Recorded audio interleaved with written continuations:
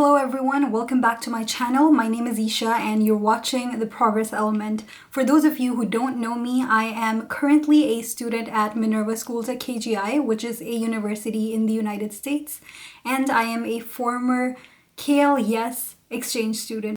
For those of you who don't know what KLYES is, KLYES stands for the Kennedy Lugar Youth Exchange and Study Program, which is a US State Department scholarship for high school students in a lot of different countries, including Pakistan, India, Turkey, Indonesia, Tunisia, and so on, to come and study in the United States for a year during their high school. And this is a fully funded scholarship, which means that you don't need to pay any amount of money. And it is a highly selective scholarship program. I've made a lot of other videos regarding this program if you're interested in how to apply, and I will leave some links down below for those videos. For today's video, though, I will specifically be focusing on whether the KLYES scholarship is safe and whether it is actually safe to study in the United States as a high school student. But before I begin this video, I want to mention that there's a lot of different programs that I've been on, and I can speak to my experiences for each of them, but this video I will specifically be talking about the KLYES program because I have received so many questions about whether this is safe, how the program works, and I want to dedicate this entire video just to the KLYES program. So if you're interested in something else and whether you're interested in whether Minerva is safe, I can make a separate video regarding other programs and my other experiences.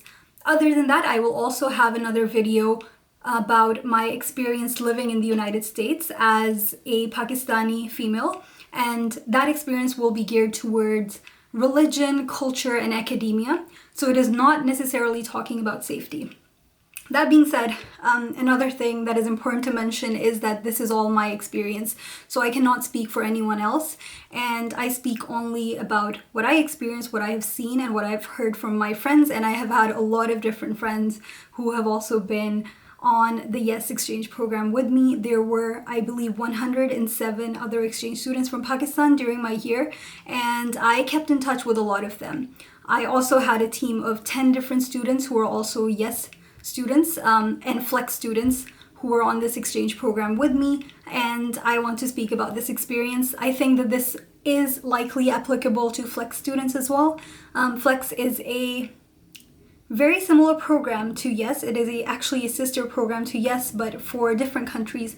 So there's usually people from Eastern Europe who are part of Flex, or Central Asia. And if you're a Flex student, I think that this should also apply to you. And also if you're just a general high school exchange student, if you're going with AFS, YFU, or any of the other exchange organization, this experience may very well resonate with you, but I just want to mention that I'm speaking from my experience and I don't want to be liable for other people's experiences or to speak to their experiences because I have never personally experienced that. That being said, let's get right into it.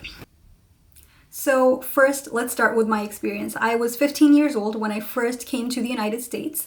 I traveled with a group of other YES students. So usually there are two different batches. For my country, one leaves from Karachi and one leaves from Islamabad, and they each have a chaperone with them who guides them. And so you're not alone at the airport. They guide you through your international travel. You go to DC and you have an orientation in DC. And from there, you fly on to your state that you've been allocated, and you go to your host family. A host family is essentially a family that takes you into their home. So they might have their own sons and daughters, and they might have pets. And essentially you become one of their children and you live with them for an academic year. So the YES program lasts usually for 10 months during your high school year. And you are selected by a host family, you are paired up with them by an organization, which is different from your recruitment organization. So host families are a concern for a lot of people because they don't know whether their host family is someone that they can trust because they're essentially strangers. So let's speak more about that. There are two different types of organizations that work with the YES program. The first is your recruitment organization. The recruitment organizations are different for each country. So depending on where you are from, you may be selected by iEarn, AmidEast, IRIS, or AFS USA.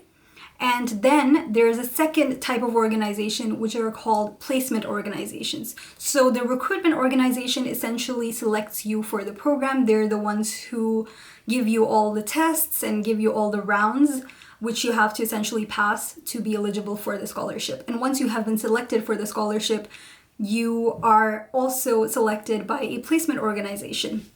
And you are usually told what placement organization you are a part of.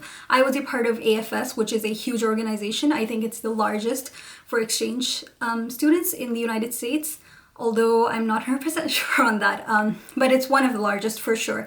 And I love AFS. If you're a regular AFS student, hello, and I hope this video is also useful for you. So there's lots of other students who are coming to the US on exchange, but they're paying for their exchange. And these are essentially the organizations that make those programs happen. So what happens with YES is that the State Department pays for your entire program, but you are put into one of these organizations. So they take care of you throughout the year. You have a liaison and a coordinator. They may have different names, but these are people that keep in touch with you throughout the year. And the liaison essentially asks you about your family and how it's going. You have to check in with them, I believe, once every month or twice every month. So if something goes wrong with your family, this is the person that you talk to. And there are a lot of other people that you can reach out to within the organization if you're having problems.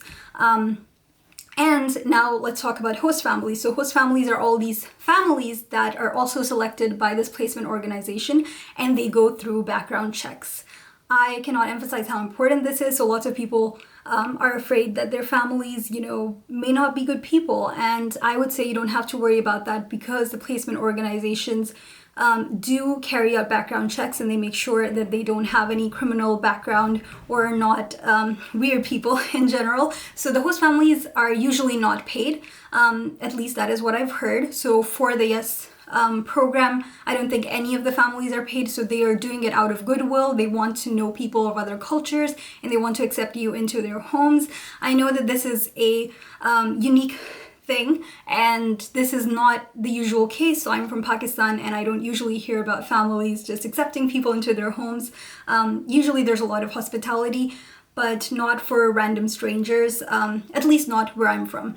And I do think that this is a very unique and beautiful thing about this program, because these are complete strangers, but you live with them for a year and you make such strong bonds that you become their actual family. And these people really want to connect with you as well.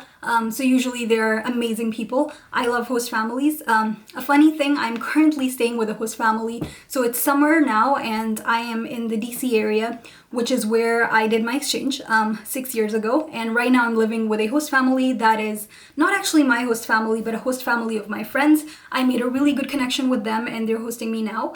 I'm living at their home, and if you want, I will also make a vlog about my life here.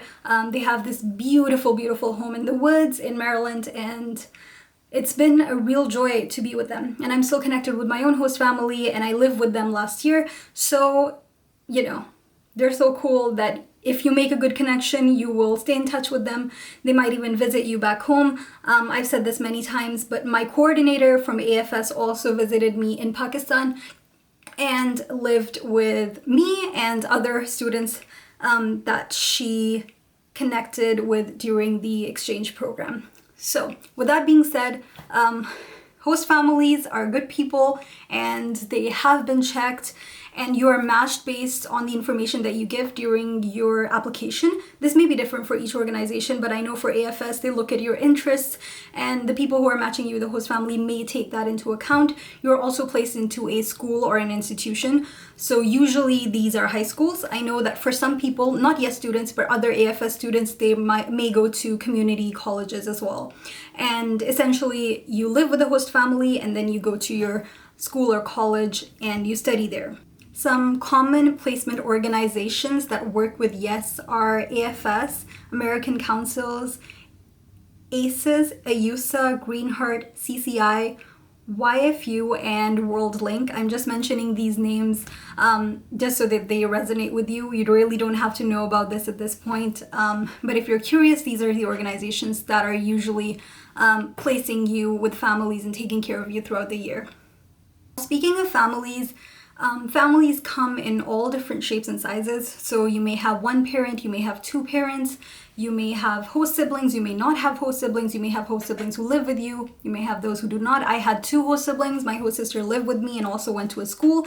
She had a different school, but we had a really good bond and I spent a lot of time with her. And my host brother was not at home. He was in college, so he was not living at home. And yeah, this is something that depends on the family that you live with, but I would say make a good bond with your host family because that's why they have you. They likely also want to connect with you. And you live in a home, and all homes, again, are different depending on where you're placed. From my experience, I've seen that most people are either housed in suburbs or rural areas. So you may be in a small town with 1,000 people. And I know that sounds insane and that sounds boring, but honestly, I really wish that I would either be in a really small town or a big city. I really wanted to be in either of those because that would be so different from anything that I've experienced. But of course, the universe put me in a suburb, and I would say I'm so grateful because I love the suburbs. So I was in the suburbs of DC, of course, Maryland, and I could go to DC as often as I wanted, but I had the quiet and the community and the neighborhood, the quietness of a suburb, which I really enjoyed. So, you know, it depends where your host family lives. Hey guys, so I had some problems with my camera and I had to set up everything again, but I'm gonna continue from where I left off. And oh my god, my camera is falling. Anyway, okay, I think this is how the setup was, right? Yeah, let's just ignore this. Anyway, so I was talking about cities and where you're going to live. So I've seen that most people don't get allocated to cities just because it's really expensive to house people in cities and there's less families that host in cities. And this, again, this is from my experience, but what I have seen is that there's lots of people in suburbs and even more in small towns and in rural areas. So it's really cool if you are in a place with only 1,000 people, you get to make really strong connections, and there's a high chance that you might even know everyone in the area. And for safety, that is a really good thing because that means that there's more people that you know, more people you can rely on. And I think this is something that is very important to mention, is that there's such strong support systems for you that if you ever feel unsafe, there's so many people you can reach out to and always count on, and they are there to take care of you and to make sure that you are all right. So the next area I'm going to talk about are schools, and you go to a high school each day. I am talking about pre-pandemic times because my exchange was a long time ago. In Corona times, this may look different, so you might have online classes, but from what I've heard, at least in the DC area, schools will be opening and they will be accepting students. Schools are kind of problematic because we all know that in the US and in other countries, but especially in the US, there have been a lot of cases of school. I'm not going to say the name of this, but I'm going to make this symbol, and I hope that you understand what I'm talking about. If you don't, just leave a comment or ask, and I'm sure people will tell you. But there has been one really tragic incident in the Yes community, and that was of Sabika Sheikh, who was in the United States in 2018 when the Santa Fe incident happened, and she was killed in May. So I assumed that she was leaving in a month or less than a month to meet her family back home. And I was one of the many Yes students who were following the news on this incident in real time. So we heard that this had happened and there was a student who brought a gun to school. And I remember that I was really scared. I was like, oh, I hope the exchange student is fine. And I mean, I hope that most students are fine, but especially for the Yes community, you know, coming from a different country into this country and having to face such an incident is traumatizing. And in her case, it was fatal. And I remember looking at the news, talking to my family, praying, hoping that she's all right. And I was not alone. There were lots of other students who were doing the same But our worst fears came to be, and it turned out that she did not make it. And I think at that point I was really emotional, and I was shivering out of fear that that could have been me or one of my friends. And this is a reality, sadly, in many incidents. However, I do want to say that this is a rare case, and I have the deepest apologies and condolences for her family and for her friends. And I know that even if this happened, and lots of people may be scared of sending their students or their children abroad after this case, I would still say that the likelihood of this happening in other countries is also not zero. So that's the thing. I think there's also lots of people who are afraid of, other natural disasters or other incidents, but these may happen anywhere, and there's no guarantee that your child or you are going to be 100% safe. So there's always this risk you take, and I don't view it as a risk. I see it as a natural part of life. You have to take things into consideration, and you have to make the best decision. So if this is something that scares you and you think that this is highly likely, I would say that this is not very likely, but again, make your decision based on what you are comfortable with. I'm also going to mention that more and more schools are becoming more prepared for incidents such as this or other natural calamities even, and they have regular drills where you practice what you would do in such an incident. So it's not that this has never happened before. American schools are trying to make their institutions more and more safe for other students. And so yes, there's another thing where I've heard at least a long time ago that there was a student who was driving a car, got into an accident. Actually, he was not driving a car, I am wrong. He was on an airplane, I think. And this is a thing, so for AFS we are given a couple of rules, and one of them is no cars, so we are not allowed to drive. And another is no this, so you cannot have this. I mean, I don't know why you would anyway, but this is not allowed, and no hitchhiking. So I would say obey all the rules and you will be fine. A lot of host families also have curfews, so you can't be out past 9 p.m, 7 p.m. when it's dark. I would say follow those rules. You'll be fine. Your family is trying to find the best lifestyle for you, so listen to them. And they might restrict you from going to certain parts of town. So I remember in DC, because I was in the suburbs, I would go to DC very often, and my family told me of a certain part of DC where I couldn't go, where there were lots of street crimes, and I listened to them and I didn't go there. I think I went there once with their permission, and I had a friend who lived in that area, so she was with me throughout the time. So I would say if you're careful with how you act, don't drink, it's illegal. If you're a YES student, you're under 21. I know most YES students are from Muslim countries, and Muslims don't drink, so that shouldn't be a problem, but still some people want to take that chance and experience new things. I would say don't do it. And if you're out partying or hanging out with friends, at late times, make sure it's with people that you trust. If you have this basic instinct of just taking care of yourself and making sure that you're aware of your surroundings, that's really helpful. If you are a girl, I would say try to minimize the times that you go out after dark. This may sound crazy, but I almost never went out after dark, and I think that really helped me feel safer. I'm not suggesting that this is a rule of thumb that everyone should follow, but I felt safest because of it. And the only times that I felt unsafe during my exchange year was when I was standing at the bus stop waiting for my bus after school, and there would be some creepy guys who would come up to me and try to get my phone number or something. And for me, that was insane because it hadn't happened that much, because I don't go out alone that much at home, and I didn't know how to react to it. So I remember going to my AFS organization, which is my placement organization, their orientation, and I asked a couple of my other exchange friends and the coordinator what I should do, and they gave me really funny advice. Like, one of them said you should speak in your local language, and some people may think that this is problematic. I don't. I think this was in meaning.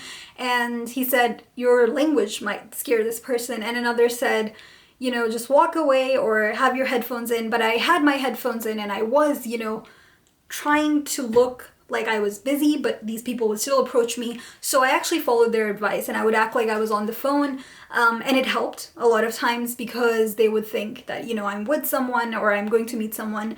So there's these little tactics. I would say get help and don't be afraid. I wasn't the best person at communicating about all of this with my family back home, and I completely understand if you would want to involve your parents in every single thing, and if they are, you know, going to help you and give you good advice, that is a great resource to use. But I preferred to use my host family and my host friends, not my host friends, my exchange friends instead, because I didn't want to worry my mother and father back home. I know that they would be a lot more scared, and I know that whatever advice they could provide me, I could come up with and I could get similar or more perspectives from the students and the support systems that I had here. And another thing is that you can download apps and you can send locations to your friends. So this is something that my friends and I do even at Minerva. If we are going out alone, we have this app called Telegram, which we use for communication, and usually we send our locations through that or through any other messenger, and it stays live for, you know, however many hours you tell it to, and your friend can track where you're going. So if you're going in an area that they don't know of, or if you're in a strange place for a long time, they can call you and check up on you. There's also apps where if you're in danger, you know, it automatically calls the police or whatnot, or in the emergency number. Also keep those those numbers at hand, and get a pepper spray or something if it makes you feel safer. I definitely got one for myself in San Francisco during my Minerva semester. But again, during exchange, I really didn't feel that unsafe because I was following all rules and I was just being a good girl. And I don't think that I ever felt unsafe walking in a neighborhood. In fact, walking around in the US for me has been much more of a comfortable experience than it has been back home. Not in every city and not in every location. In San Francisco, things have been different. But in the DC area and in my host community, everyone seems to be respectful, and there's less people who care about where you're going, whether you're alone. And it's very common to see, you know, kids just going to school and coming back alone. I remember the first time I rode a bus was during my exchange year, and I was so afraid because I had never done that before at home. My parents always used to take me to school and back. They would drive me or we would walk back because I lived very near my school. And for high school, you know, my parents drove me, and I think that, you know, these are learning experiences and you learn to take care of yourself. So overall, my experience has been good, and I would say that the YES program and other exchange programs that AFS provides are generally safe. You just have to take care of yourself. If you see something weird, or if you notice something weird or a weird person, or anything that's strange and strikes you out as a bit unsafe, trust your instinct, report it, talk to people. And in general, there is nothing for you to be worried about because the people are really nice and they actually care about you, and they do treat you like their own children, and your friends are here to support you. And there have been so many students who have done this before you. So look at me, you know, I went on exchange. I'm here today and I'm sharing this experience with you. And I'm saying that it was safe for me. And again, there may be some things that can happen anywhere. There's no guarantee that you're 100% safe, even in your home, you know, in many countries. I can't say that for all. But I know even back home, there's lots of things that can happen. And so you have to just take those into account. But in general, the YES program is a great program. And I think they do a really good job of doing background checks and making sure that everyone on the program cares about your safety, and that is their first priority. My general advice for you would be to go for this opportunity and don't let fear consume you and dictate your decisions and your life. If you have any other fears, let me know and help me understand how I can help you. So with that, I'm going to conclude this video, and I really want to encourage you to apply. So do watch my other videos for the application process, and if you have any other questions, let me know. I think that this is in the line of one of the common questions that I have, which is how do I convince my parents to let me join the YES program or to let me go to Minerva? So I really want to focus on this point and make more videos about how you can convince your parents, or videos that you can show your parents to learn about these programs. So I would really appreciate if you have specific questions from your parents that you could send to me. So if there's something that your parents are curious about, put them in the comments down below, and also feel free to DM me on Instagram. And thank you so much for watching this video. I'll see you next time. Bye bye. Thank you.